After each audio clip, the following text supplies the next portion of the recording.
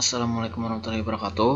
Kali ini saya akan membuat tutorial dengan judul aplikasi data mahasiswa CRUD. CRUD ini singkatan dari create, kemudian read, update, dan delete. Jadi tambah data, tampil data, edit data, dan hapus data atau delete data. Pertama-tama kita harus membuat database MySQL. Jadi yang harus kita jalankan adalah sum di sini. Jadi sumnya harus running Apache dan MySQL.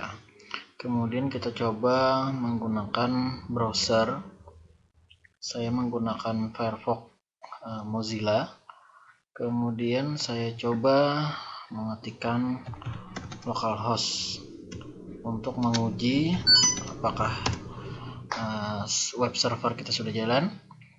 Oke, kalau sudah jalan kita coba memilih phpMyAdmin untuk mengelola database. Ya, tampilannya seperti ini. Kita akan membuat satu buah database dengan nama dbmhs. Jadi kita buat database dengan nama dbmhs, langsung kita create new database ini, atau kalau belum keluar tinggal kita klik home di sini. Nah, maka dia akan muncul. Kita tulis ini dbmhs, kemudian kita create. Nah, lalu kita akan membuat tabelnya. Di sini kita membutuhkan dua buah tabel, yaitu tabel mahasiswa dan tabel kelas. Yang pertama kita akan membuat tabel mahasiswa.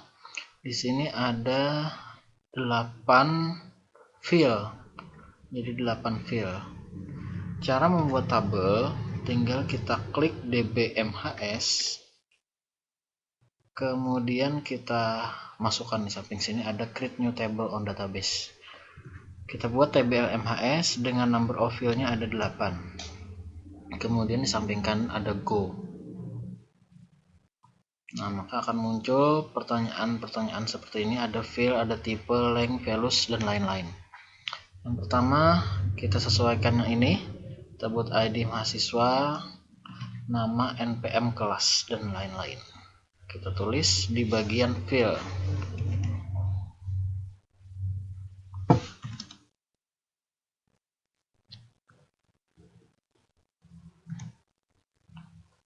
JK jenis kelamin, kemudian telepon, kemudian email, kemudian alamat.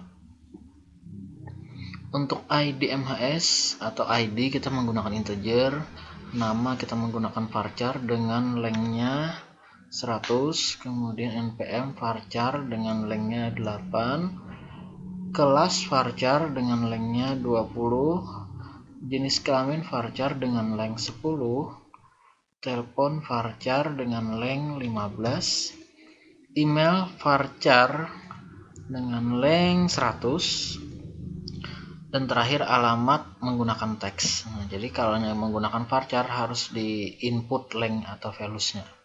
Kemudian yang paling penting di bagian ID MHS, ini ada integer, kita harus menuju ke samping kanan guna menyeting indeks primary-nya. Jadi ini harus primary, kemudian auto increment juga harus kita contreng supaya nanti ID-nya berurut otomatis.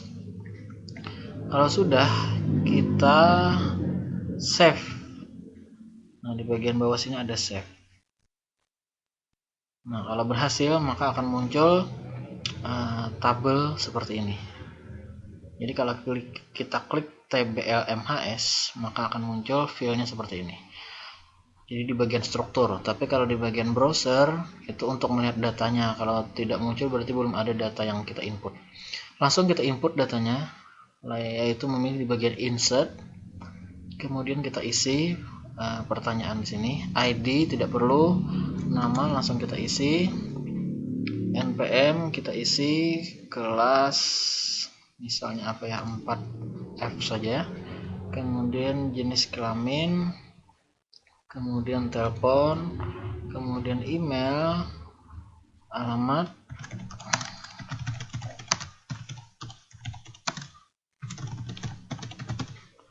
kalau sudah kita go. Nah, maka kalau kita browse di sini, maka akan muncul datanya. ID MHS1, nama, sampai alamat. Oke, kita lanjutkan ke tabel yang kedua, yaitu tabel kelas dengan filenya ada 3, ID kelas, kelas, dan keterangan. Langsung kita buat di sini. Caranya kita harus mengklik dulu database-nya, yaitu DBMHS. Baru akan muncul pertanyaan untuk menambahkan tabel baru. Langsung kita buat tabel baru, tabel kelas dengan number of field-nya ada 3. Kita go di samping kanan, maka akan muncul pertanyaan. Kemudian beda dengan yang tadi, kalau tadi vertikal, horizontal maksudnya, kalau sekarang menjadi vertikal. Kita isi sama di sini ID kelas, kemudian di sini kelas, di sini terakhir keterangan. ID kelas kita pakai integer, kemudian indeksnya adalah primary, kemudian auto increment-nya adalah dicontreng. Di kelas kita menggunakan varchar, kemudian length-nya adalah 20. Keterangan kita menggunakan teks. Oke, kalau sudah kita save di bagian bawah akan muncul seperti ini. Kalau kita browse, maka muncul seperti ini, artinya datanya belum kita input. Langsung kita input, insert, kemudian ID-nya tidak perlu kita isi 2 data di sini. Langsung di bagian kelas ini ada 4F rig malam, sedangkan keterangan kita tulis kelas 4F regular malam. Yang di bawahnya kita isi 4G. Di sini kita tulis kelas 4G regular malam. Kita go yang isian yang kedua.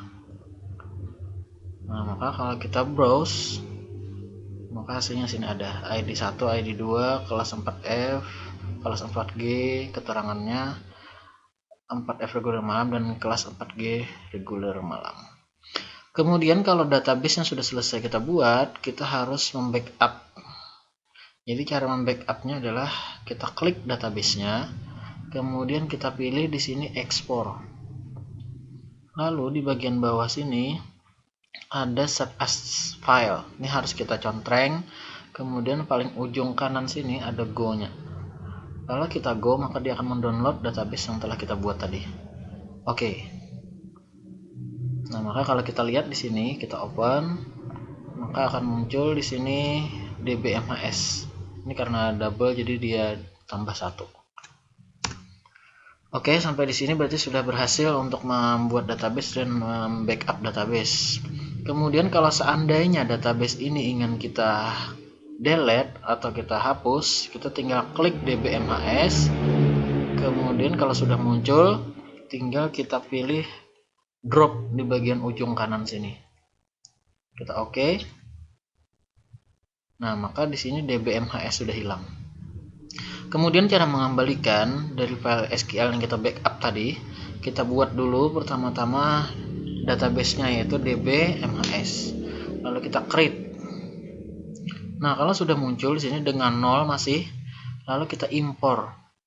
Untuk mengembalikan datanya kita browse, kita ambil DBMHS yang ini tadi. Di download, di folder download. Open. Kemudian kita go di ujung kanan.